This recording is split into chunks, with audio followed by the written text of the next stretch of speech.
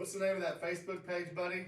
Marketplace. You know where the antique ceiling fans. There's a page anyway, and they post all kinds of old stuff.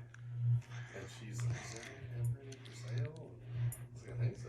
She's like, "You find them, and I'm gonna buy it." So you put it up now. But he's owed one.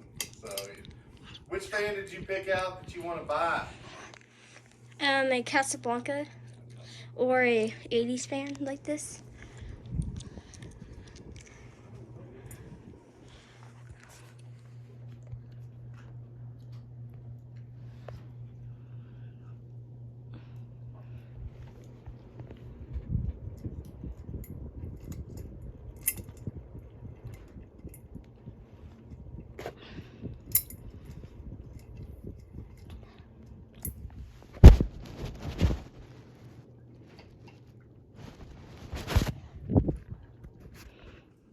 This fan is 2 speeds.